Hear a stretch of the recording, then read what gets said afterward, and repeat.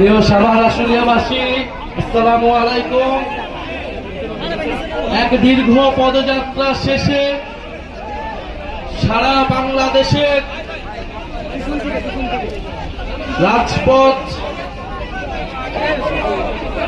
পদযাত্রা শেষে সারা বাংলাদেশের গণমানুষের সাথে সংলাপ শেষে অভ্যুত্থানকারী ছাত্র জনতার সাথে আলোচনা শেষে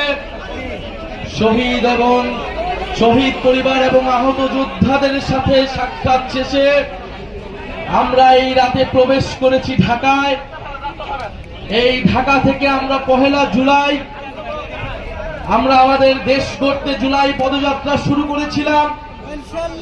আজকে 30 জুলাই আমরা এই সাভারে এই পথসভার মাধ্যমে আমাদের এই জুলাই পদযাত্রা একটা পর্যায়ে সমাপ্ত হচ্ছে। 3রা আগস্ট শহীদ মিনারে আমাদের ইশতিহার ঘোষণার মাধ্যমে এর পূর্ণ সমাপ্তি ঘটবে।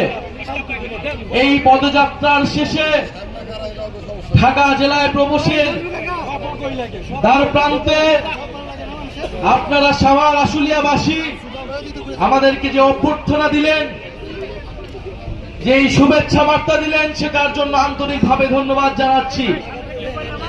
প্রিয় সাভার আশুলিয়াবাসী,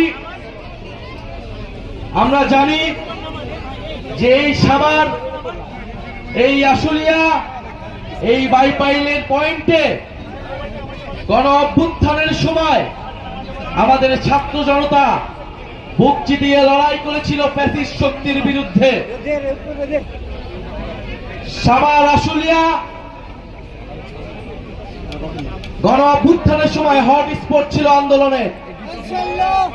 অন্যদিকে নারায়ণগঞ্জ, যাত্রাবাড়ি, এদিকে সাভার আশুলিয়া, ওদিকে গাজীপুর, টঙ্গী, আপনারা প্রতিরোধ তৈরি করেছিলেন বলেই ঢাকা সুরক্ষিত ছিল।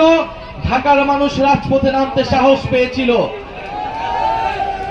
এই সাভার আশুলিয়ায় গণ অভ্যুত্থানের সময় আমরা জানি কি নির্মম ভাবে নির্যাতন চালানো হয়েছিল, গুলি চালানো হয়েছিল, আমার ভাইয়েরা শহীদ হয়েছিল।